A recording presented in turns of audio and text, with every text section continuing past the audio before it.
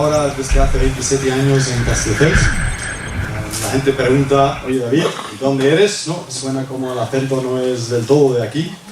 Nunca sé bien cómo contestar. Nací en Beirut, en el Líbano. Mis padres son de Estados Unidos. Me he criado en Austria, Alemania, un poco Latinoamérica, un poco Estados Unidos. No sé muy bien dónde vengo, pero sí sé a dónde voy, que es un poco más importante. Ahora quizás preguntas, oye David, ¿cómo es que estuviste en todos esos sitios? Pues mis padres son cristianos y trabajan con una misión cristiana. Y así pues estuvieron primero en Turquía, hablando de Jesús allí, hasta que la policía los invitó a buscarse otro país para hablar de Jesús. Hasta la fecha no hay libertad religiosa en Turquía, y se fueron para Líbano. Luego comenzó mi padre, desarrolló un ministerio de traer contrabando, ¿no? Allí a los países del oriente de Europa, contrabando de Biblias y libros cristianos y todo ese tipo de material revolucionario, ¿no? Quizás tú piensas, claro, David se crió en una familia de cristianos así, pues siempre conoció a Dios, siempre conoció a Dios. Pero realmente no fue así mi caso. Sí que sabía mucho acerca de Dios. Antes de cantar, pues, ¿no? Como Pablo, pues ya conocía los coritos. Antes de caminar. Pero no tenía yo lo que yo llamo una relación personal, una amistad con Dios. No sé si entendéis lo que quiero decir. Y así, a medida que me fui haciendo grande, sí que hizo esa oración de pedir a Jesús que entrara en mi corazón, porque claro, no quería ir al infierno, ¿no? Pero aún así, no sentía. Hacía las cosas buenas que un cristiano debe hacer, leer la Biblia. Intentaba hacerlo, luego después de un par de días siempre lo dejé porque como que no me hablaba. No sé si alguien sabe de lo que estoy hablando. Venir a la iglesia, pues venía porque mis padres me obligaban, lo odiaba, lo encontraba súper aburrido. Lo de orar, ¿no? Era como hablar con el techo, con un muro, aunque de vez en cuando sí que veía a Dios hacer algo, pero no era aquella conversación, no sé si. Y así, a medida que entré en la adolescencia, mis padres me dieron libertad, pues básicamente iba por mi propio camino, ¿no? Mi lema era, la vida es corta, más vale vivirlo a tope, entonces donde había juerga, allí había David. Pero después del primer año de universidad, ¿no? Me acuerdo una vez que estaba con un cumpleaños durante la Semana Santa, allí en Estados Unidos estudiando. Mis padres seguían viviendo en Alemania en ese momento. Entonces yo y él eran como los únicos de la clase que no teníamos dónde ir para la Semana Santa. Nos quedamos ahí en el campus universitario y en uno pues vaciamos entre los dos una botella de cava. Y no sé si has notado, pero a veces cuando hay un poco de alcohol en el ambiente, la gente empieza a hablar la verdad. Y lo que para mi sorpresa veí en él la misma soledad, la misma frustración, con una vida sin propósito que veía, que yo mismo encontraba dentro de mí. Y me empecé a dar cuenta que algo no iba bien. Y después del primer año estuve en Alemania de vacaciones. Entre el primer y segundo año salí con mis amigos a una de esas carpas de la cerveza. Estábamos ahí hasta las tantas de la mañana, y cuando llegué a casa, no sé por qué, pero por alguna razón no había nadie más en casa. Mis padres estaban de viaje en alguna parte, mis hermanos, todos en algún lugar. Y yo entré en mi casa, dormí hasta por la tarde, y cuando desperté, quizás por primera vez en mi vida fui completamente sincero conmigo mismo. Y reconocí que esa vida tan guay, tan maja, divertida que yo buscaba no la estaba encontrando, sino al contrario, me sentía cada vez más vacío, frustrado, porque no veía propósito, sentido para mi vida. Y era entonces que me acordé de unas palabras que había dicho Jesús cuando Jesús dijo: yo he venido para que tengan vida y para que la tengan en abundancia. Y pensé, si eso es lo que busco. Pero en ese momento tenía dos dudas. La primera duda era si Dios realmente me podría perdonar a mí. Quizás suena un poco tonto, pero porque yo había conocido a gente que había sido drogadicto, a gente que había sido ladrón, incluso alguno que haya asesinado, y Dios ha impactado su vida, lo ha cambiado completamente. Yo los he conocido, pero yo me sentí más culpable que todos ellos. ¿Por qué? Porque yo, sabiendo perfectamente quién era Jesús y lo que Jesús había hecho por mí, estaba viviendo como si no existiera, como si no hubiera muerto en aquella cruz por mí, y me sentí doblemente culpable. Mi segunda duda era, si yo ahora digo que sí a Jesús, y tenía muy claro que lo que necesitaba decirle a Jesús es un sí al 100%, un sí sin reservas. Y le dije, si le doy un sí sin reservas, ¿qué va a pedir Jesús de mí? Porque una cosa que hacían en esa misión donde están mis padres es lo que llamaban reuniones al aire libre. Entonces iban a una plaza, cantaban canciones, no como aquí, sino fuera de tono y no sé qué, y yo siempre buscaba un lugar para que nadie me viera, ningún amigo, y luego alguien predicaba un mensaje de que, mira, hay que buscar a Jesús y no vas al infierno. Y yo pensé, yo jamás podría hacer eso. Así que le di vueltas, no sé cuánto tiempo, pero al final le dije a Jesús, mira Jesús, yo no sé si tú serás capaz de perdonarme, pero eso será tu problema. Le dije, Jesús, sé que no voy a poder hacer todo lo que me vas a pedir, ¿no? Pero sí te prometo que hasta donde yo pueda, haré. Y cuando le dije esto, y no sé si lo dije en voz alta o para mí mismo, pero por primera vez en mi vida sentí la presencia de Dios conmigo. Y no te puedo explicar cómo, pero yo supe en ese instante que sí me había aceptado como hijo suyo, que me había perdonado.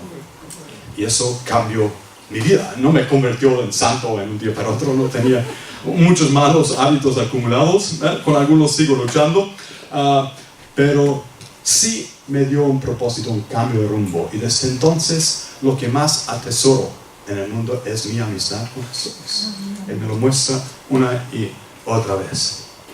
Y de ese Jesús quiero hablar hoy. Del último mensaje de Jesús. Cuando una persona está a punto de dejar ese planeta, cuando está en sus últimos momentos, ¿de qué suele hablar? Si fue penalti o no, lo del domingo del partido, ¿no? O habla de cosas profundas, como, mira, si te olvidas de todo lo demás que te he dicho, quédate con esto. Y fijaos lo que Jesús dice, eso es después de su resurrección y justo antes de su ascensión al cielo. Dice, toda autoridad me ha sido dado en el cielo y en la tierra. Id pues y haced discípulos de todas las naciones, bautizándolos en el nombre del Padre, del Hijo y del Espíritu Santo, enseñándoles a guardar todo lo que os he mandado, y aquí estoy con vosotros todos los días hasta el fin del mundo. Curioso, cuando hago estudios con las personas, muchas veces les digo, fijaos en los verbos. ¿Cuáles son los verbos donde hay un mandamiento de Jesús? ¿Alguien encuentra el primero? Id, ¿verdad? Dice id, es decir, muévete, esfuérzate, sé proactivo. La fe cristiana no es estar sentado en posición de lotus todo el día. Es hacer algo, es efectuar cambios. El segundo verbo, el segundo mandamiento, hacer discípulos. Esto es muy curioso, porque no dice traerlos a la iglesia, que podría haberlo dicho y sería legítimo. Es bueno traer gente a la iglesia. No dice estudiar la Biblia con ellos, que también sería legítimo y es bueno estudiar. Pero dice hacer discípulos. Curioso. Es decir, hacer todo eso y más, todo lo que tengas que añadir para que sigan a Jesús, para que me sigan a mí, dice Jesús. De eso quiero hablar hoy, de una cultura de discipulado. cuando hablamos de una cultura de discipulado, una cultura de algo, hablamos de cuando la cultura misma lo enseña de tal manera que ya no hace falta hablar de ello. Por ejemplo, noté que tenéis una cultura aquí de empezar bastante puntual. A las 5:30, no todos, pero la gran mayoría ya estaban aquí más o menos preparados para el tema. Una vez me invitaron a predicar en una iglesia aquí en Barcelona, el culto es a las 11. Yo sufriendo, porque me gusta llegar media hora antes, y llegué a los 11 menos 5 menos 10 y estaba cerrado, ¿no? A las 11:20 aparece la persona para abrir, ¿no? A las 12 menos 15 comienzan a llegar el resto de la gente, ¿no? Y más o menos a los 12, es decir, tenían una cultura de, mira, si es a las 11, pues realmente es a las 12, ¿me entiendes? Entonces, si tú estás ahí, por mucho que tú hables en esa iglesia de puntualidad, no veas la lucha que vas a tener, porque la cultura misma está diciendo lo contrario. ¿Me comprendes? Entonces, una cultura de discipulado es cuando el recibir discipulados, el discipular a los demás, es algo tan normal que hace todo el mundo, que el nuevo que entre, nadie le tiene que decir, eso es importante hacerlo, porque ya lo ve, que todo el mundo lo hace. No sé si me estoy siguiendo. Eso es un poco lo que quiero hablar. ¿Cuánta Jesús conmigo? Si esto es su último mandamiento, si eso es lo que pesa en su corazón, cuenta conmigo para esa misión. Espíritu Santo, ven sobre nosotros esta tarde. Te necesitamos. Tú eres el que nos guía a toda la verdad. Tú eres el que revela a Jesús. Así que ven sobre nosotros, háblanos a nuestras mentes, remueve nuestros corazones, te pido, Padre, y muéstranos cómo tú nos retas a tomar los siguientes pasos. ¿Cuál es la meta? Ir a ser discípulos de todas las naciones. Ahora, la meta es una iglesia grande, fuerte, muchos creyentes. ¿Cuál es vuestro sueño para con la Viña Núcleo Sachs? ¿Es llegar a ser 100? ¿Llegar a ser 500? ¿1000? ¿5000? ¿No? Yo he estado, en una iglesia Viña de más de 10,000. En Ohio, es otro mundo, otro contexto. ¿Eso es el sueño? No es ningún mal sueño. Pero compáralo con el siguiente. La transformación de la sociedad por el reino de Dios. Barcelona transformada por el reino de Dios. ¿Qué quiero decir con esto? Para explicar esto un poco. El país con mayor porcentaje de evangélicos del mundo, ¿alguien sabe cuál es? Brasil. ¿Estados Unidos? No, Brasil es bastante lejos. Estados Unidos más lejos todavía. China está bastante lejos. Kenia. El 49%. Eso, si te pones a pensar, significa, si sales a la calle, de 2 kenianos que conoces, uno es evangélico. ¿Te lo puedes imaginar? Es un poco. En España, según como cuentan, entre el 0,5 y el 1%. Es decir, en España tienes que hablar con 150 personas hasta que por fin encuentres uno que sea evangélico, ¿no?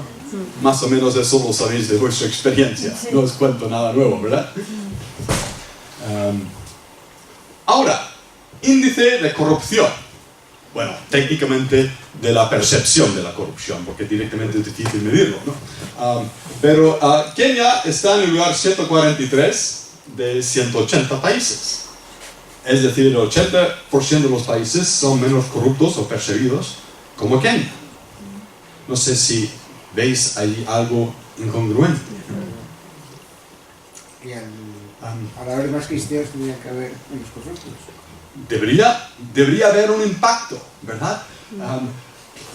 El hecho de España lograr subir el porcentaje de evangélicos en sí, ¿qué va a impactar? No sé si me estáis siguiendo lo que quiero decir con esto. España está en lugar 42. Bueno, sin comentarios.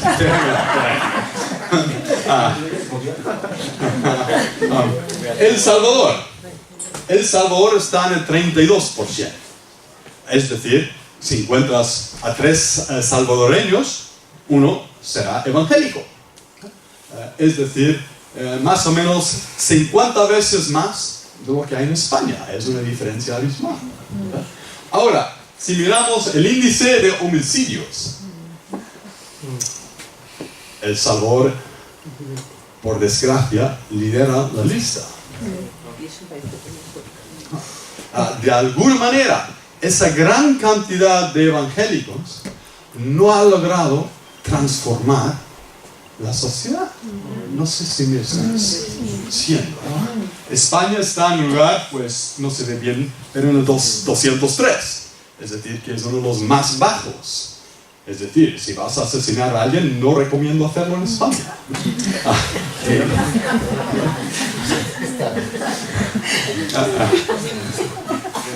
Soñamos con algo más.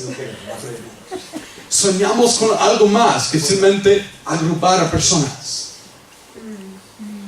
Soñamos con algo más que solamente convertir personas en evangélicos o cristianos. Espíritu Santo, despierta en nosotros un anhelo por algo más.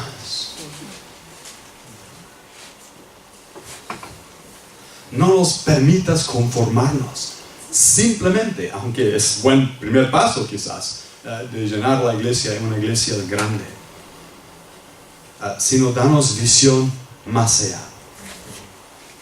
Hacer discípulos, y hacer discípulos de todas las naciones, bautizándolos en el nombre del Padre, del Hijo y del Espíritu Santo, enseñándoles a guardar todo lo que os he mandado, y he aquí, yo estoy con vosotros todos los días, hasta el fin del mundo. Dice, hacer discípulos, no solamente juntar mucha gente en un culto, aunque no hay nada malo de esto, o sea, no me malentiendas. Pero no solamente esto, hacer discípulos, no solamente transmitir conocimiento bíblico. No es suficiente saber de la Biblia, no es suficiente conocer la Biblia, aunque es un buen paso inicial. Más importante que conocer la Biblia, mucho de la Biblia, es obedecer con lo que ya sabes, ¿verdad? Es entrenarlos a obedecer a Jesús en la vida diaria, enseñarles a declarar sus impuestos. Oh, qué cosa más fuerte, ¿no? Aquí en España, ¿qué acabo de decir? Qué cosa más radical, ¿no? ¿Me comprendes? ¿No? Enseñarles a perdonar, a enseñarles a tratar bien a sus esposas, a sus hijos.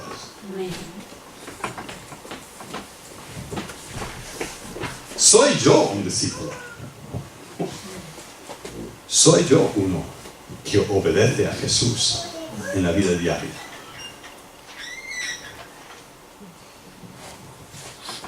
¿Qué es un discípulo? Podríamos dar muchas definiciones. Voy a daros un par, ¿no? Esto es uno de mis textos preferidos de la Biblia, donde Jesús dice, mis ovejas oyen mi voz, y yo las conozco, y me siguen. Podríamos definir un discípulo como uno que escucha la voz de Jesús, por una parte. Ahora, ¿cómo escuchamos la voz de Jesús? Pues yo diría que hay cuatro categorías de formas de escuchar la voz de Jesús. Hay muchas, pero podemos darle 4 categorías. A través de la Biblia, ¿no? La palabra logos, la palabra escrita de Dios. Es una manera, yo creo que es la fundamental, por eso siempre lo pongo primero. El rema, esa palabra hablada de Dios. Eso es la voz del Espíritu Santo hablándome directamente a mí. De esto hablamos un poco en los otros días, ayer y anteayer, en el seminario de profecía. La iglesia, es decir, a través de esa voz profética, a través del buen consejo de hermanos de la fe. es otra manera en que Dios me ama. A través de las circunstancias, ¿no? De cómo Dios nos guía con cosas que suceden. Una herramienta que nosotros usamos es el ciclo del Kairos. Es algo muy sencillo. A través del ciclo del Kairos ayudamos a las personas a reflexionar sobre qué es lo que les está ocurriendo y qué es lo que Jesús les quiere decir al respecto, porque la Biblia dice que todas las cosas cooperan para bien, para los que aman a Dios, ¿no? Entonces, todo lo que me sucede porque es algo bueno que Dios me envía o porque es algo malo que Dios permite, y si Él lo permite, también tiene algún buen sentido en mente. Un ejemplo de esto me ocurrió a mí a principios de septiembre, cuando me di cuenta que mi proveedor de telefonía me había engañado otra vez más, ¿no? Creo que otros 20 euros de más, que ya había hecho en agosto, en julio, y ya había enviado 3 o 4 cartas reclamando y no me habían dado nada, no me habían respondido. Todo, llama a ese número. Y llamas a ese número y nunca logras hablar con una persona, solamente con robots y ya está. Entonces me enfadé y estaba muy enfadado y pensando qué tengo que escribir, y escribí al defensor del cliente y escribí que mandan copia automáticamente al ministerio, ¿no? Y dice, tengo que meterles presión porque esto va para, si cada mes me roban 20 euros, no veas, ¿no?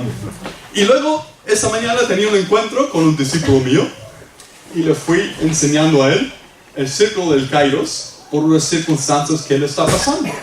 Y no en esos momentos me escuché a mí mismo decir algo que luego pensé, espérate, ¿qué acabo de decir? Le dije, incluso esa situación con mi telefonía es una oportunidad de escuchar a Dios y dejar que eso coopere para mi bien.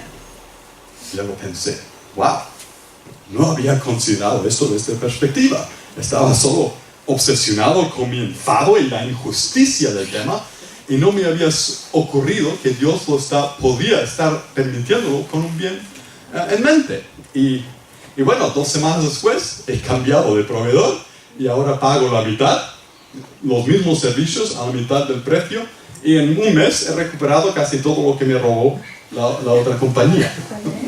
Así que veo que Jesús permitió eso porque estaba preocupado por ayudarnos con nuestra economía familiar.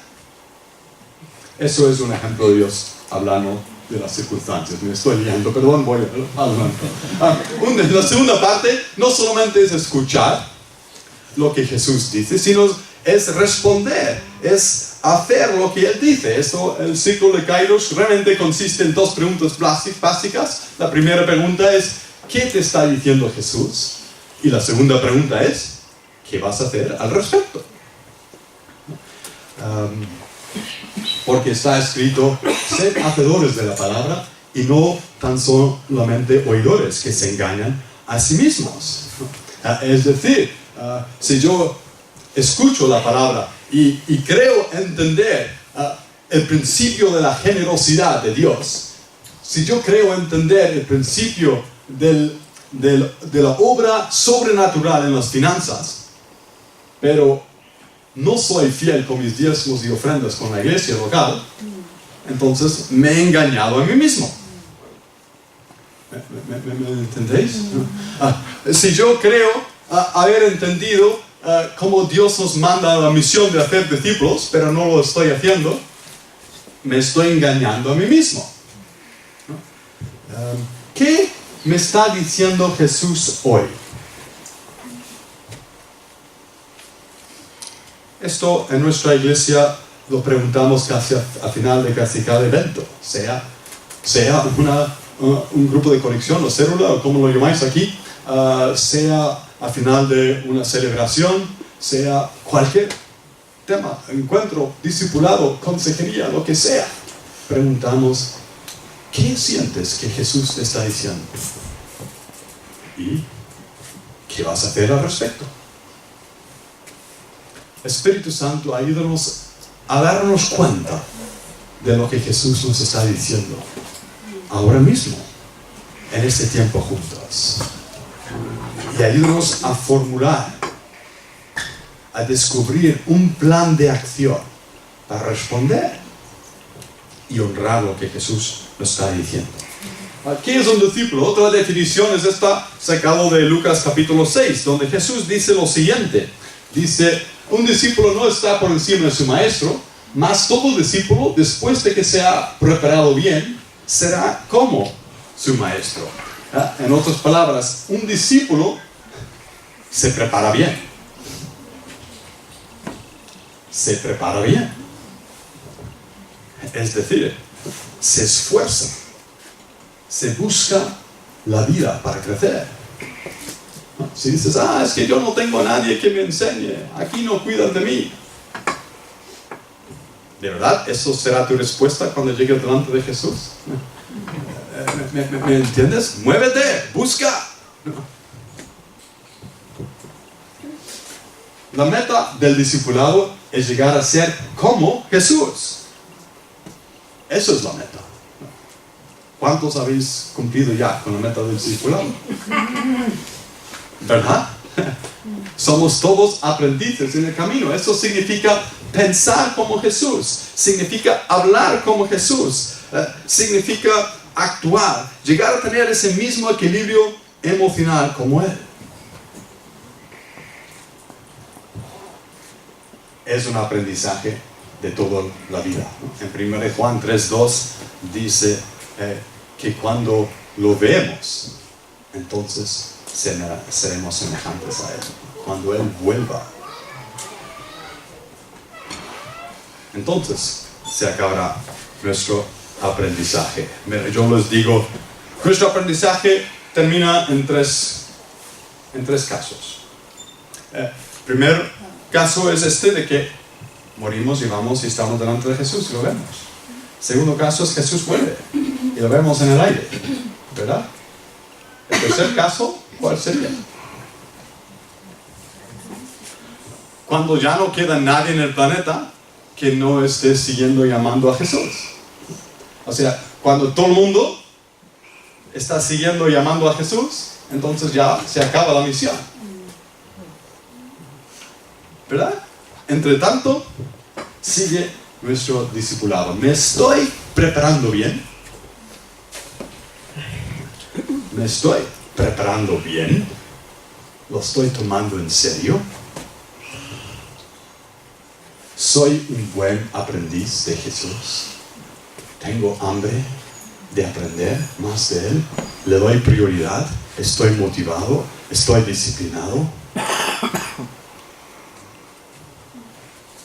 Espíritu Santo, despierta en nosotros visión y ganas, deseo para crecer, para llegar a ser más como tú. De todas las naciones. Id pues y haced discípulos de todas las naciones, dice. Ahora, ¿eso es simplemente una utopía? ¿No? ¿Una fantasía? ¿Algo que suena bien?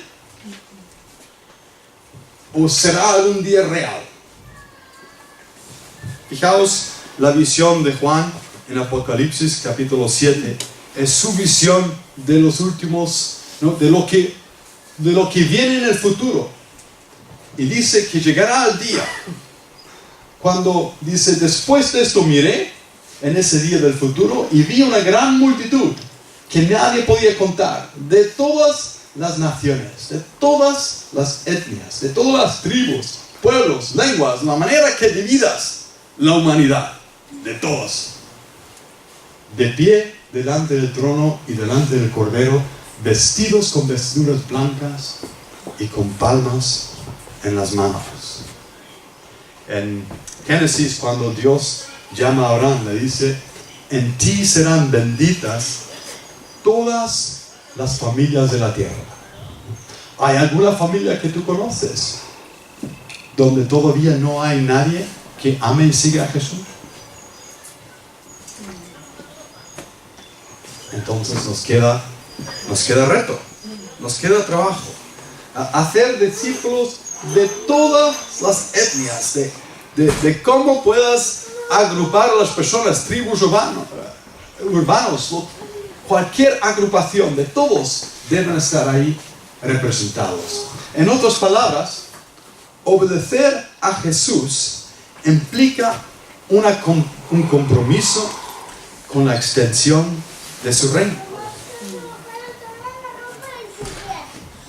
Significa que yo contribuyo mi parte para que ese reino de Dios, el conocimiento de Él, de su gracia, de su amor, de su poder, llegue a todas las familias.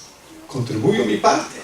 No soy el Salvador que lo hará todo, pero contribuiré mi parte. En otras palabras, un discípulo sano se reproduce. ¿Qué pasa si tienes un perro sano y la parejas con una perra sana? ¿Qué pasa? ¿No? Si tienes caballos sanos, ¿no? Sí, ¿verdad? Si tenemos una pareja recién casada, o que llevan casados un tiempo, y no logran tener un bebé, ¿qué es lo que hacen? Pues piden oración, o van donde el médico. ¿Por qué? Porque reconocen que algo no está perfecto, ¿verdad? ¿Necesitamos una intervención de Dios o necesitamos usar la ciencia? ¿Verdad? Porque la naturaleza misma nos enseña que lo que es sano se reproduce. Ahora, ¿soy yo un discípulo sano? ¿Me estoy reproduciendo yo? ¿Quiénes son los discípulos míos? O quizás necesito decirle a Jesús esta noche: Jesús, sáname. Jesús, sáname. Moldéame.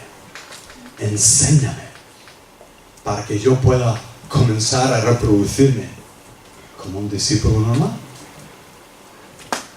Espíritu Santo, ven. Danos visión por quiénes son nuestros discípulos. ¿Quiénes son los que tú quieres acercar a ti a través de nosotros? La versión de Pablo. Ahora hago un salto al apóstol Pablo. Fijaos lo que dice aquí a su discípulo principal, uno de sus discípulos principales, que es Timoteo. Le dice lo siguiente: lo que has oído de mí en presencia de muchos testigos, eso encarga a hombres fieles que sean idóneos para enseñar también a otros. Ahora, ¿cuántas generaciones de creyentes vemos aquí?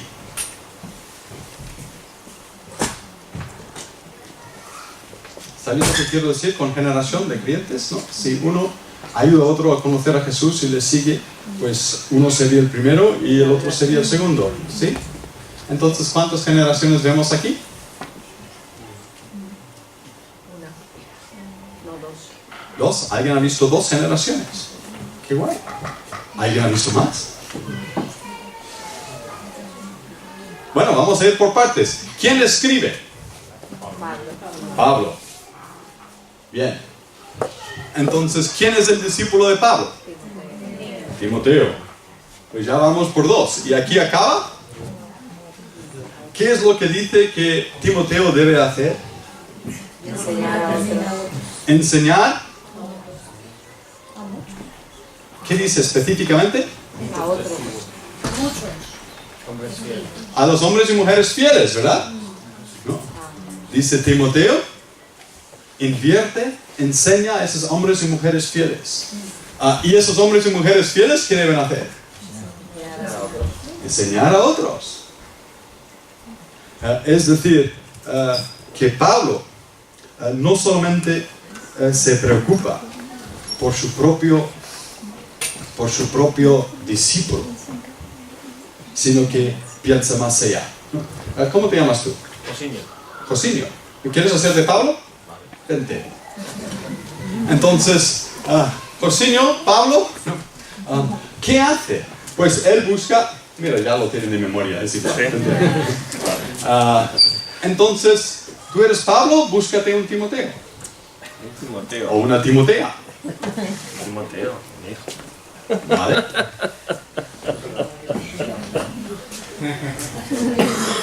Muy bien. Timoteo. Eso es un buen principio bíblico también, ¿no? Entender que los primeros discípulos que debemos hacer son nuestros propios hijos, ¿no? Ahora, Timoteo, ¿puedes encontrarte un hombre o una mujer fiel? Sí.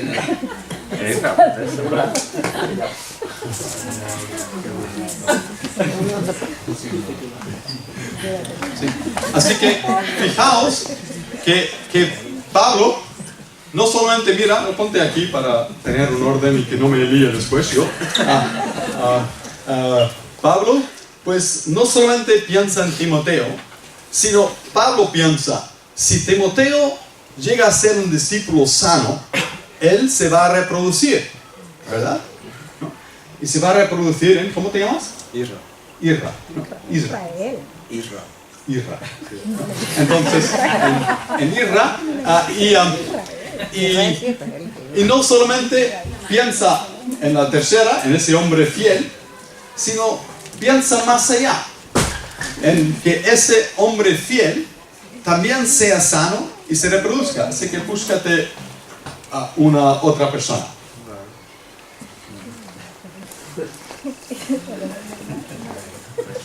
Muy bien.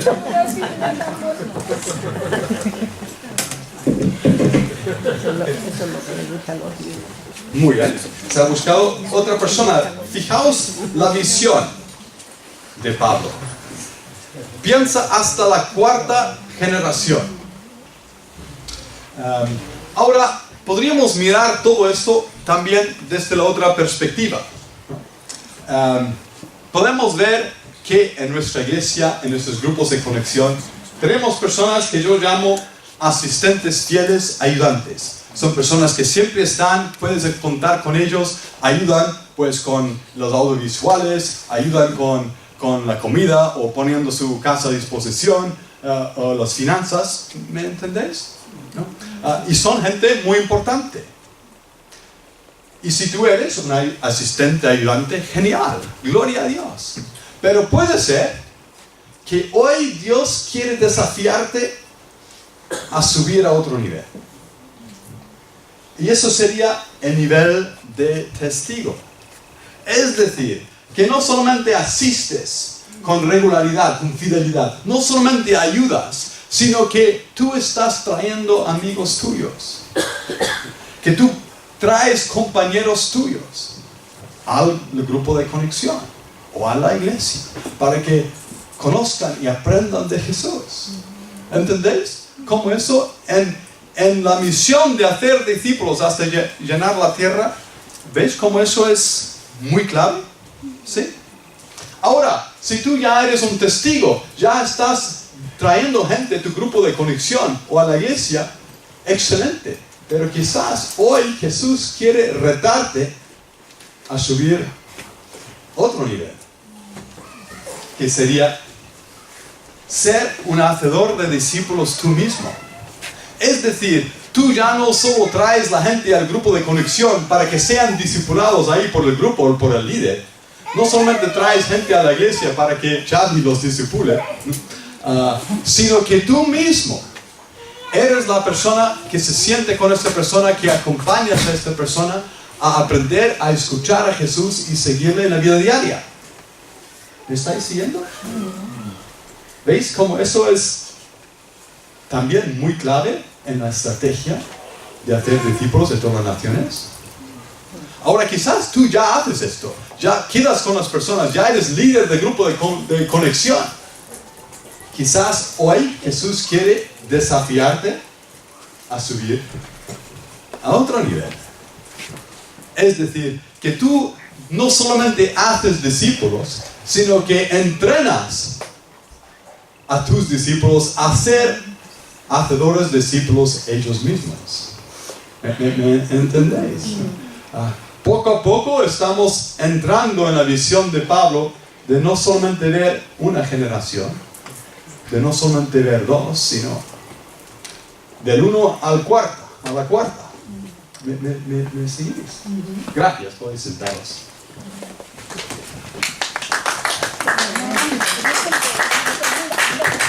¿Dónde me encuentro yo ahora? ¿Dónde me sitúo yo? Espíritu Santo, ayúdanos a ver. Quizás ni siquiera te has comprometido con nada todavía. Pues quizás es un buen momento para decir, sí, Jesús, cuenta conmigo. ¿Me entiendes? ¿Dónde me encuentro ahora? ¿Hasta dónde me quiere llevar Jesús? No se trata de que no es una pirámide donde cada uno pues quiere llegar arriba, sino es ir a donde Jesús me reta. ¿Me estáis siguiendo? ¿No? Si Jesús me reta a tomar un paso, pues tomo un paso. Así que Espíritu Santo, ayúdanos a darnos cuenta si tú hoy nos retas a tomar un paso. Si tú me retas a mí, ayúdame a escucharlo, a recibirlo. ¿Qué voy a hacer al respecto? ¿Qué voy a hacer? ¿Con quién voy a hablar? O quizás voy a orar. O qué libro voy a leer. O a qué curso me voy a apuntar. No lo sé. Hay muchos recursos. ¿Qué voy a hacer al respecto? Si no, habla con Xavi. O conmigo también tengo recursos. De cómo progresar para tomar el próximo paso. Espíritu Santo, ven sobre nosotros. Sí. Y siempre ayudarnos a quedarnos con algo de todo lo que hemos hablado y hecho hoy. Ayúdanos a quedarnos con algo que es el próximo paso, algo práctico que impacte cómo vivamos la semana que viene, que algo que hagamos antes del la siguiente celebración del domingo que viene. Algo que hagamos en respuesta a lo que tú nos muestras, nos enseñas.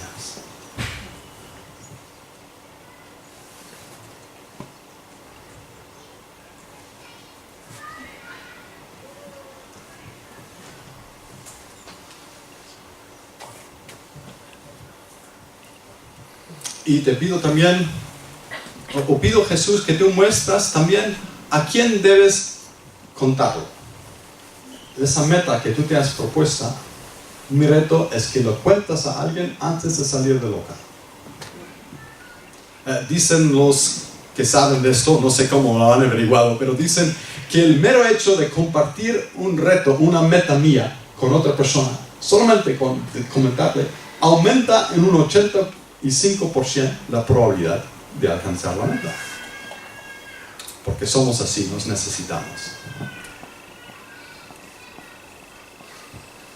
¿Tenemos tiempo para hacer un poco de experiencia del reino de Dios? Sí. Claro, hay tiempo para eso. Sí, es quizás cambiar un poco. No, es lo mismo, pero lo disfruto y creo que Dios lo disfruta también. No, una vez estuve en la Plaza Cataluña y estamos regalando quitos a la gente y ofreciendo oración. Entonces, pues viene una chica, me lleva donde 2 hombres musulmanes de Senegal, y dice, ellos quieren oración, pero claro, no quieren hablar con la chica, ¿no? Entonces, oro por uno, y el otro dice, mira, me da vergüenza, no quiero compartirlo ahora mismo, pero dime dónde puedo quedar contigo y vendré.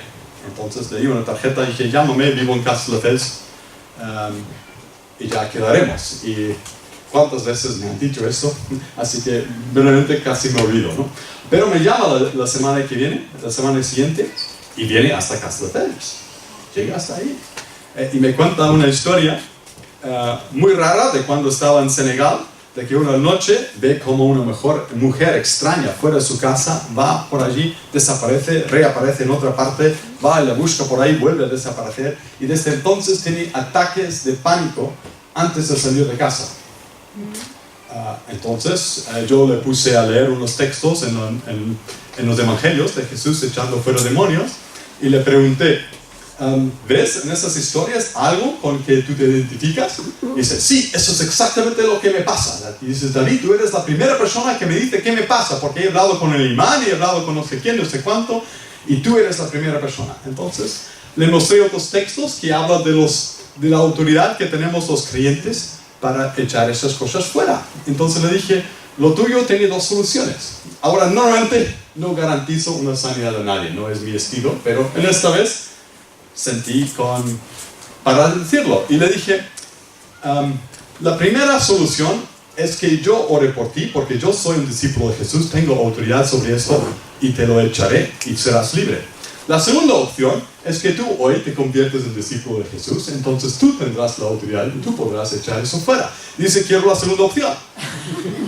Me quedé tan sorprendido que no se lo creí. Entonces le hablé de que es un discípulo, le mostré unos textos hasta que se enfadó. Dice, ¿qué pasa contigo, David? No me crees. Yo quiero ser un discípulo de Jesús. Y dije, vale.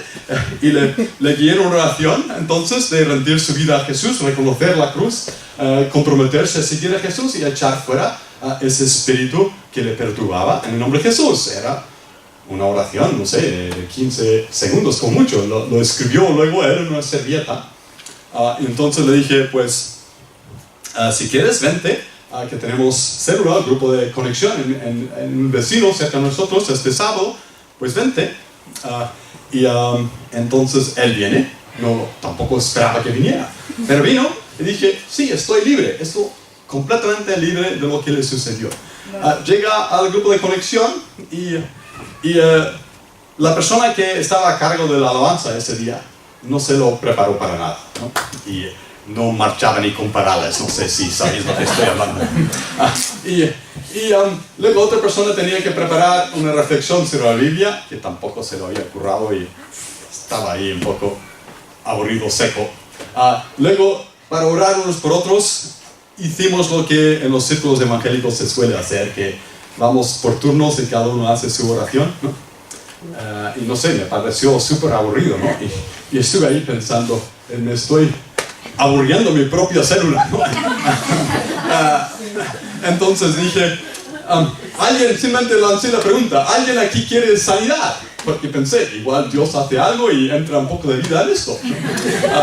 Y entonces un chaval levanta la mano y dice, yo quiero oración. Y dices, sí, ¿qué te pasa? Y dices, no, es que he hecho surf durante el día de hoy y tengo un moratón aquí en la costilla. Y lo que me gustaría es que Jesús me sanara para que mañana pudiera volver a hacer surf. En mi interior estoy pensando, qué tontería. Pero uno es pastor y no puede decir eso en voz alta. Así que le invitamos a ponerle de pie y simplemente pues oramos brevemente por él. Jesús, sánalo. Y Jesús lo sana, ¿no? Va ahí y dice, sí, desaparece el moratón. Entonces otro hombre que estaba ahí dice, pues entonces yo también quiero. ¿Qué te pasa? Pues tengo una lesión en la espalda, me duele. Y no puedo apenas levantarme sin dolor. Entonces le miré a ese chico de Senegal, Musa, y dije, mira, ya has visto cómo se hace, te toca a ti. Y él dice, pues no sé cómo hacerlo. Eso es fácil, pon tu mano sobre su hombro y di, en el nombre de Jesús, sé sano. Entonces él lo hace literalmente así, en el nombre de Jesús, sé sano. Y le preguntamos, oye, ¿qué tal con la espalda? Y dice, wow, tan pronto me tocó, sentí una corriente de electricidad y calor y se me ha ido, se mueve.